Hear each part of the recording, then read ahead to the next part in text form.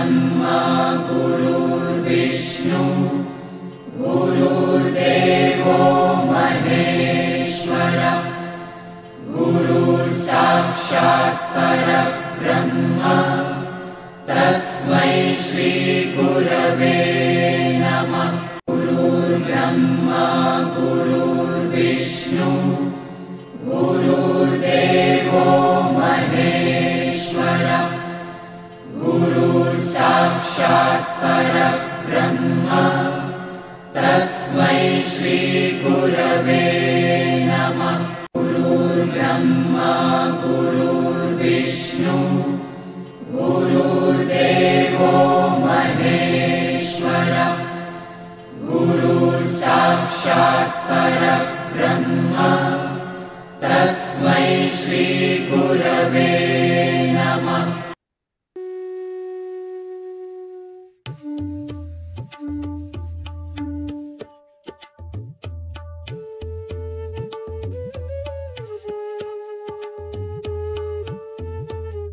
भगवद्गीता ज्ञानेश्वरीच्या आधारे सुरू असलेल्या ह्या प्रवचन मालिकेचे शीर्षक अध्यात्म यात्रा असे आहे। अध्यात्म यात्रेचे आजचे हे 151वे प्रवचन पुष्प आहे। या अध्यात्म यात्रेत सहभागी झालेले माझे सर्व सहप्रवासी साधक बंधू भगिनी आपल्या प्रत्येकाच्या हृदयात सदैव उपस्थित व उपलब्ध असणाऱ्या भगवंतास गुरु तत्वास साष्टांग नमस्कार। ही प्रवचन मालिका भगवान श्रीकृष्ण प्रभू श्री राम संत ज्ञानेश्वर माऊली व सद्गुरु श्री ब्रह्मचैतन्य गोंदवलेकर महाराजांच्या कृपेने इच्छेने आधाराने आशीर्वादाने व फक्त त्या सर्वांच्या कर्तृत्वाने सुरू आहे। आपण भगवद्गीता ज्ञानेश्वरीचा 17वा अध्याय श्रद्धात्रय विभाग योग याचे अध्ययन रूपी श्रवण करत आहोत। कालच्या 150व्या प्रवचन पुष्पात आपण 17व्या अध्यायाचा म्हणजेच श्रद्धात्रय विभाग योग या अध्यायाचा सारांश समजून घेतला। आजच्या 151व्या प्रवचन पुष्पात आपण श्रद्धेचे प्रकार किती आहेत, कोणते आहेत याचे विस्तृतपणे अध्ययन रूपी श्रवण करणार आहोत। दररोज प्रमाणे आजच्या प्रवचन पुष्पाच्या शेवटीही भगवान श्रीकृष्ण व संत ज्ञानेश्वर माऊली आजच्या अर्जुनाला, आजच्या सामान्य माणसाला कोणता संदेश, कोणता विवेक विचार समोर ठेवणार आहे हे देखील आपण ह्या प्रवचन पुष्पाच्या शेवटी समजून घेणार आहोत। कुरुक्षेत्राच्या अतिपवित्र व अमर युद्धभूमीवर गुरु श्रीकृष्ण व शिष्य अर्जुनाचा, भगवान श्रीकृष्ण व भक्त अर्जुनाचा मधुर संवाद, सुख संवाद, अमर संवाद, अतिपवित्र संवाद सुरू आहे। गुरु श्रीकृष्ण शिष्य अर्जुनाला विविध विषयावर मार्गदर्शन करून त्याला अंतर्बाह्य स्थिर, शांत व प्रसन्न करण्याचा तळमळीने प्रयत्न बऱ्याच काळापासून करत आहेत। शिष्य अर्जुन देखील आपल्या गुरूंच्या मार्गदर्शनाचे मनोभावे श्रवण करून हळूहळू टप्प्याटप्प्याने क्रमाक्रमाने आत्मज्ञानाच्या मंदिराची एक एक पायरी चढत चढत स्थिर, शांत व प्रसन्न होताना स्पष्ट जाणवत आहे। अर्जुनाची ही स्थिरता, शांतता, प्रसन्नता पाहून विवेकाचे महापर्वत असणारे गुरु श्रीकृष्ण प्रेमाचे, करुणेचे, दयेचे, आनंदाचे, समाधानाचे सर्वात खोल महासागर असणारे गुरु श्रीकृष्ण प्रसन्नतेचे, विनम्रतेचे सर्वोच्च दीपस्तंभ असणारे गुरु श्रीकृष्ण आत्मज्ञानाचे अजरामरपणे तळपत असणारे महातेजस्वी ज्ञान सूर्य गुरु श्रीकृष्ण अति आनंदी होतात, अति प्रसन्न होतात व अर्जुनाशी पुढे संवाद साधण्यास सुरुवात करतात। गुरु श्रीकृष्ण शिष्य अर्जुनाला म्हणतात, अर्जुना, आता मी तुला श्रद्धेचे प्रकार किती आहेत, कोणते आहेत याचे श्रवण घडवणार आहे. ते देखील तू स्थिर व शांत चित्ताने समजून घे अर्जुना. अर्जुना, मनुष्याची ती शास्त्रीय संस्कार नसलेली केवळ स्वभावताच उत्पन्न झालेली श्रद्धा ही 3 प्रकारची असते. पहिल्या प्रकारची श्रद्धा सात्विक श्रद्धा, दुसरी राजसी श्रद्धा आणि तिसरी तामसी श्रद्धा, असे हे 3 प्रकारचे श्रद्धा असतात. अर्जुना, श्रद्धेचे प्रकार विस्तृतपणे समजून घेण्याआधी मनुष्य शास्त्र विधींचा त्याग का करतो, शास्त्र कर्म का पालन करत नाही, याची कारणे 3 कारणे समजून घे अर्जुना.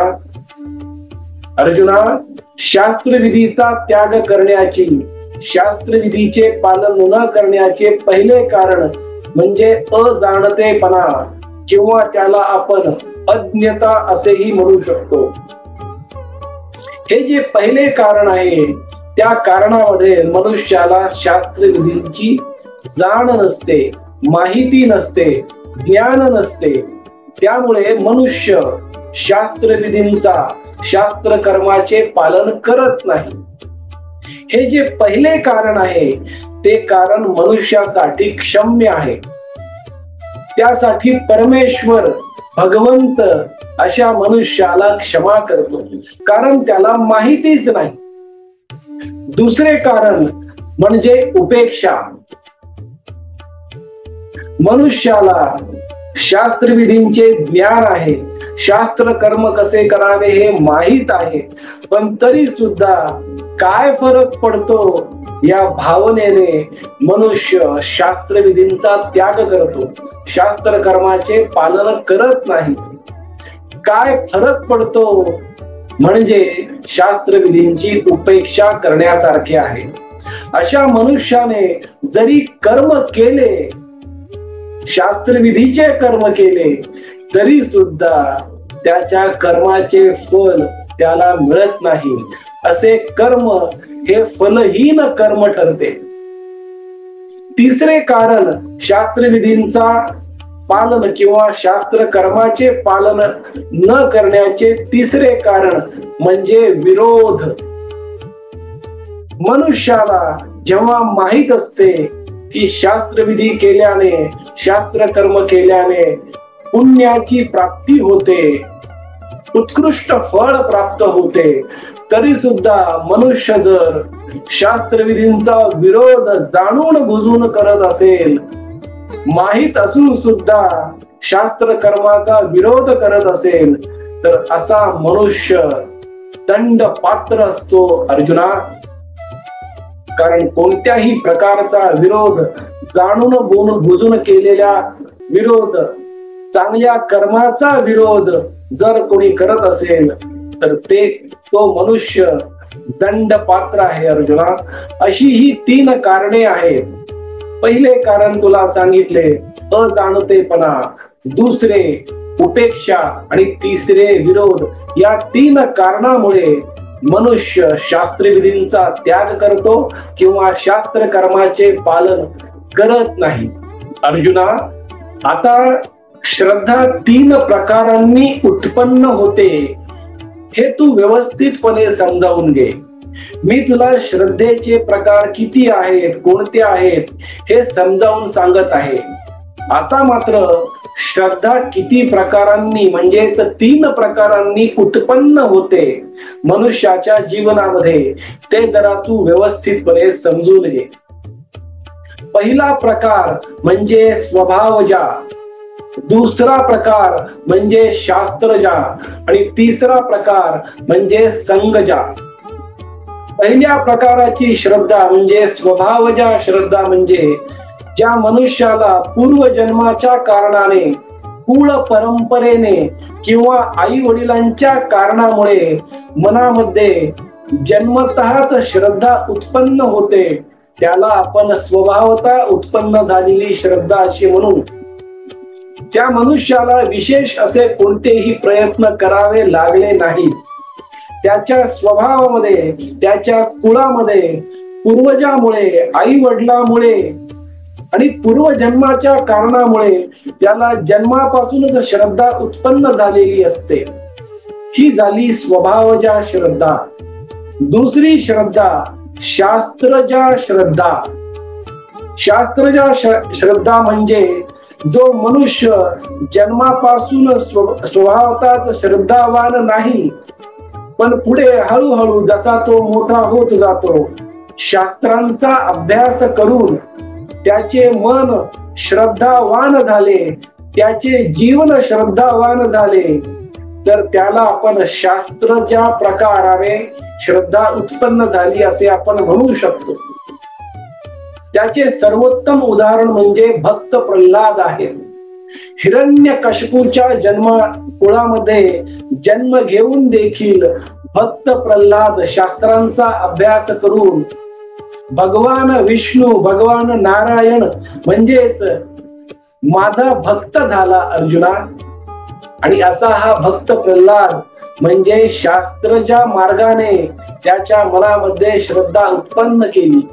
कोणतीही कुळामध्ये आई वडिलांकडून आलेली परंपरा नसताना देखील जो मनुष्य शास्त्राचा अभ्यास, सखोल अभ्यास करून सखोल श्रद्धा त्याच्या मनामध्ये नेहमीसाठी शाश्वतपणे उत्पन्न करतो, तो मनुष्य शास्त्रच्या मार्गाने त्याच्या जीवनात श्रद्धा उत्पन्न केलेली आहे असे तू जाण अर्जुना. तिसऱ्या प्रकारची श्रद्धा जी उत्पन्न केली जाते ती म्हणजे संगजा.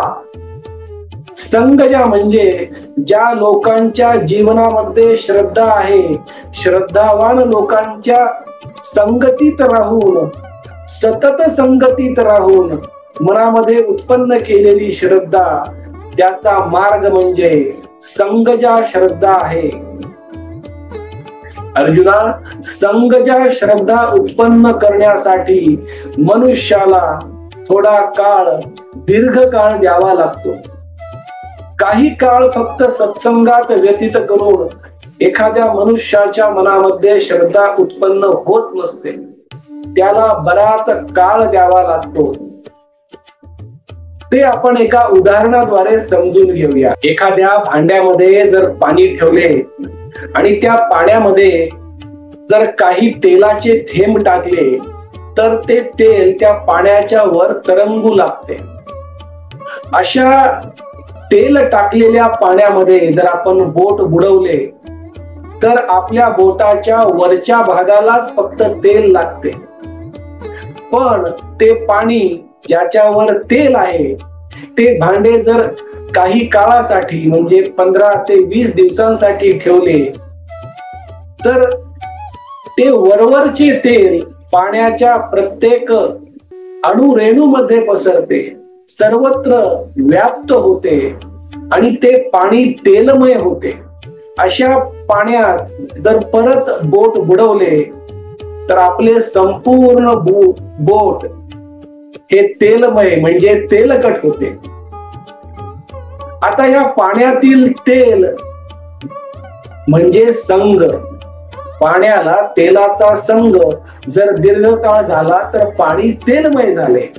त्याचप्रमाणे जो मनुष्य दीर्घकाळ श्रद्धावान लोकांच्या संगतीत राहतो तो मनुष्य नक्कीच श्रद्धावान होऊ शकतो, पण त्याला दीर्घकाळ द्यावा लागतो. ही झाली संगजा मार्गाने उत्पन्न केलेली श्रद्धा. प्रत्येक मनुष्याची श्रद्धा त्याच्या अंतःकरणाच्या अनुरूप असते. श्रद्धेनुसार त्या मनुष्याच्या जीवनाचे स्वरूप असते. अर्जुना, जशी श्रद्धा तसे त्या मनुष्याचे व्यक्तिमत्व बनते. प्रत्येकाचे श्रद्धास्थान वेगवेगळे असू शकते. प्रत्येक मनुष्याला समसमान इंद्रिये दिलेली आहेत, ज्ञानेंद्रिये, कर्मेंद्रिये, सर्व शरीर प्रत्येक मनुष्याचे एक सारखेच आहे, पण प्रत्येकाचे मन मात्र वेगवेगळे असते. चित्त, अंतःकरण देखील त्या मनाप्रमाणे बनते आणि त्यामुळे प्रत्येकाचे श्रद्धास्थान हे वेगवेगळे असू शकते. एखाद्या मनुष्याला ऐकण्याची जास्त आवड असते, त्या मनुष्याची श्रद्धा श्रवणामध्ये असते. एखाद्या मनुष्याला वाचनाची जास्त आवड असते, अभ्यास करण्याची जास्त आवड असते, त्या मनुष्याला वाचनेत श्रद्धा निर्माण होते. एखाद्या मनुष्याला संपत्तीचा संग्रह करण्याची श्रद्धा असते, तो मनुष्य जीवनभर संपत्तीच्या मागे श्रद्धेने धावत असतो. एखाद्या मनुष्याला त्याच्या कुटुंबाला सुखात ठेवण्यात श्रद्धा असते, तो मनुष्य त्याच्या परिवाराला, कुटुंबाला सुखी ठेवण्याच्या मागे श्रद्धा निर्माण करतो. म्हणजे प्रत्येक मनुष्याचे श्रद्धास्थान वेगवेगळे असू शकते. हे आपण एका उदाहरणाद्वारे समजून घेऊया अर्जुना.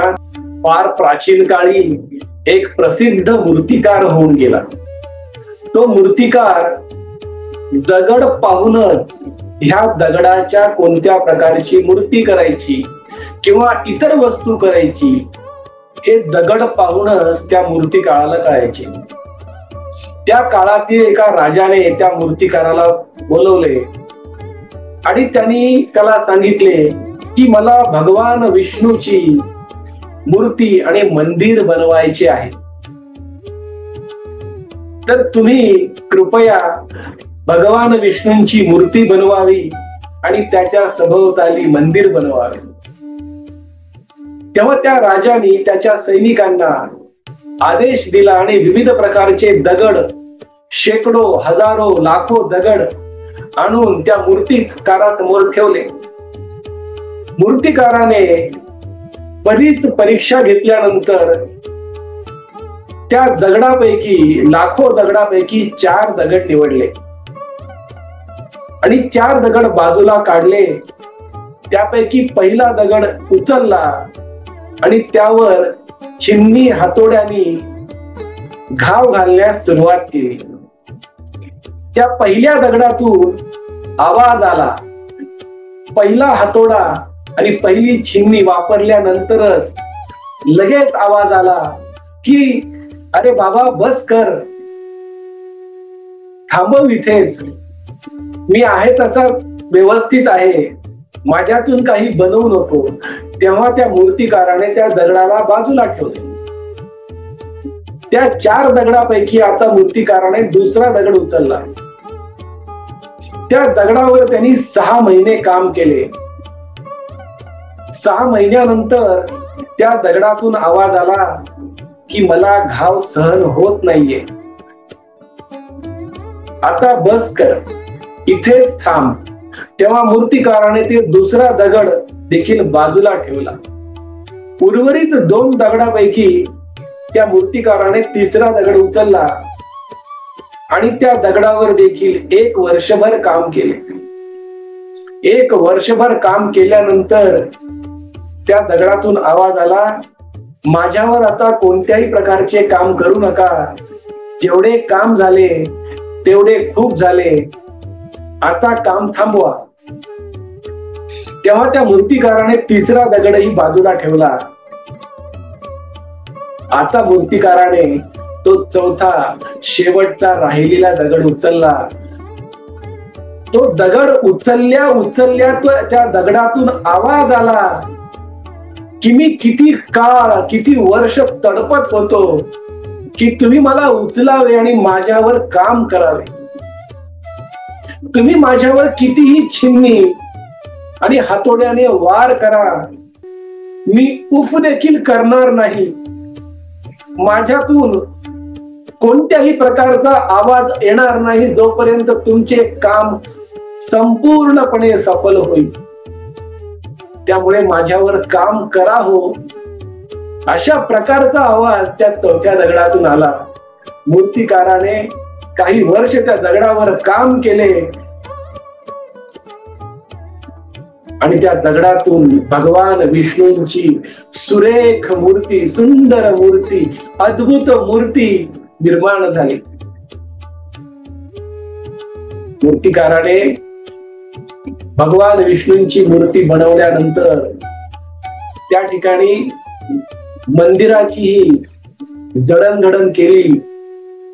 मंदिरही तयार केले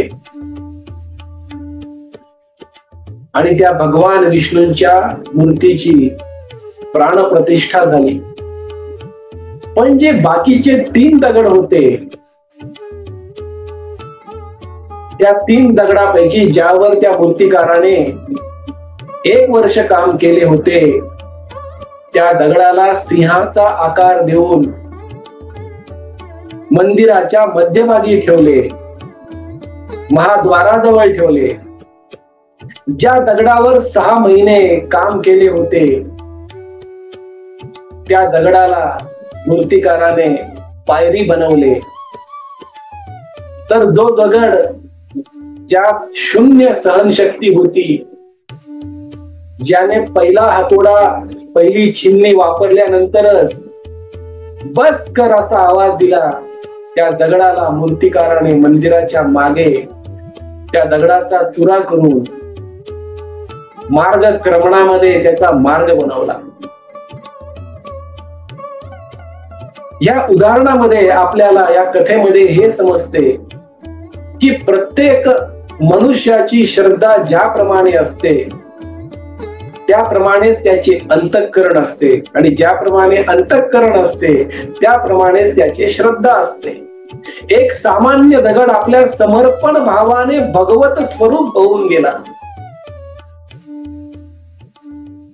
ही त्या दगडाची श्रद्धा आहे, त्या दगडाचा अंतःकरण आहे.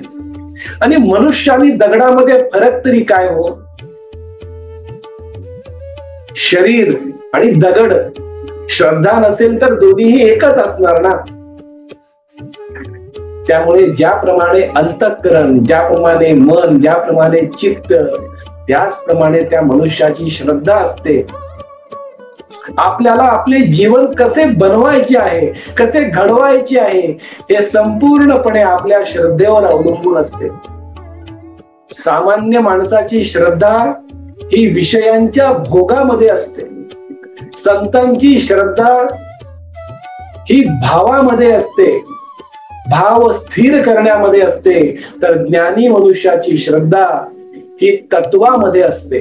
म्हणून अर्जुना, ज्याप्रमाणे अंतःकरण आहे त्याप्रमाणे त्या मनुष्याची श्रद्धा असते.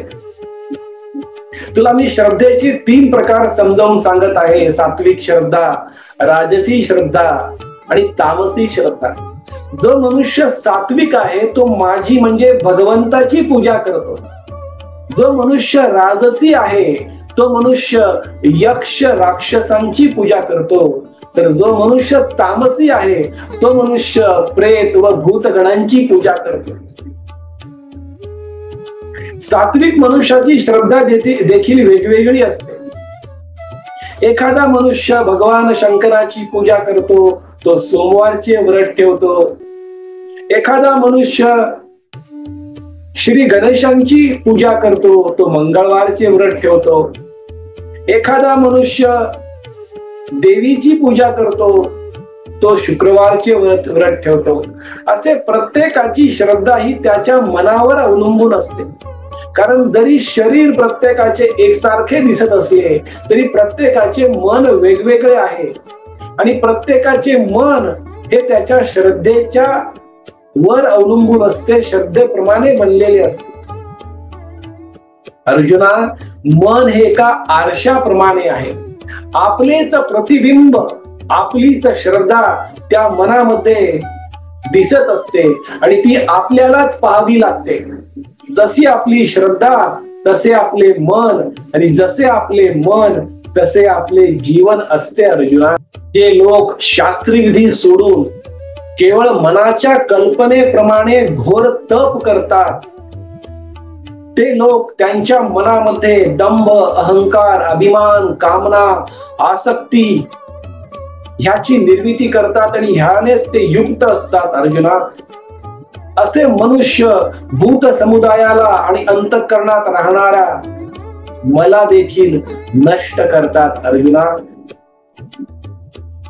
आणि ते असे करतात ते फक्त त्यांच्या अज्ञानामुळे, आसुरी स्वभावामुळे, तामसी स्वभावामुळे करतात. अर्जुना, तपस्या तर रावणाने देखील केली होती, आणि हिरण्यकश्यपूने देखील केली होती.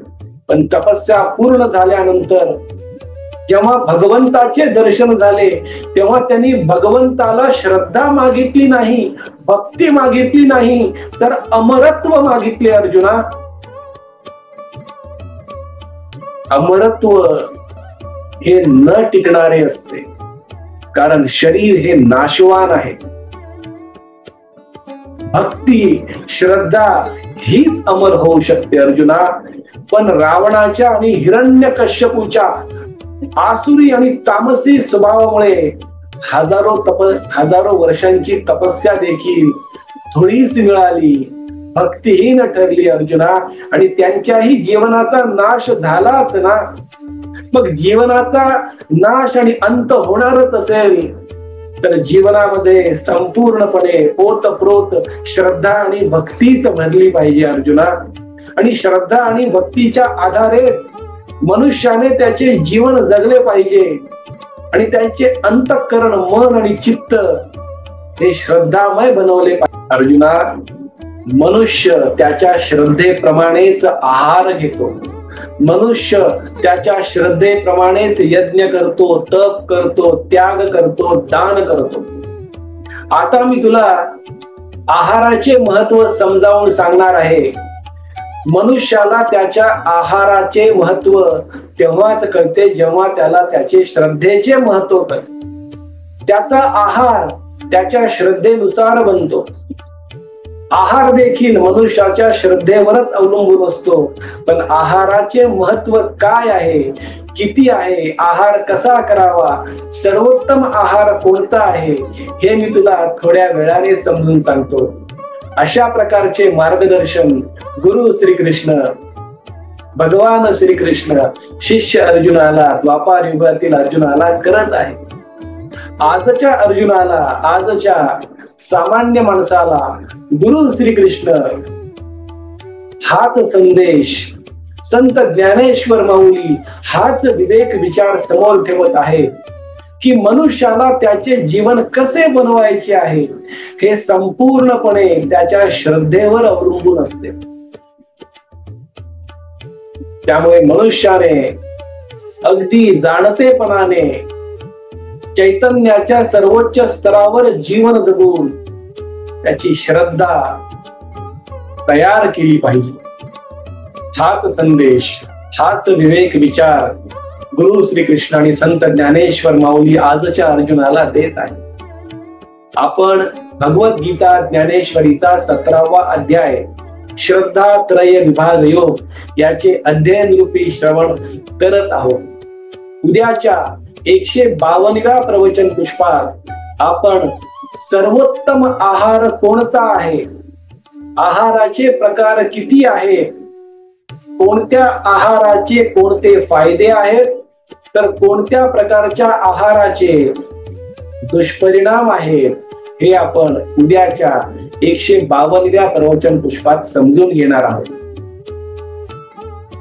आपण सर्वांनी आज परत एकदा वाणी सेवा करण्याची संधी व सौभाग्य दिले त्याबद्दल आपला आजन्म ऋणी व कृतज्ञ राहील. आजची झालेली वाणी सेवा भगवान श्रीकृष्ण, प्रभू श्री राम, संत ज्ञानेश्वर माऊली व सद्गुरु श्री ब्रह्मचैतन्य गोंदवलेकर महाराजांच्या चरणी व आई वडिलांच्या चरण कमलावर मनोभावे अर्पण करूया. हरे राम राम राम हरे हरे, हरे कृष्ण कृष्ण कृष्ण हरे हरे, हरे राम राम राम हरे हरे, हरे कृष्ण कृष्ण कृष्ण हरे हरे. सद्गुरुनाथ महाराज की जय.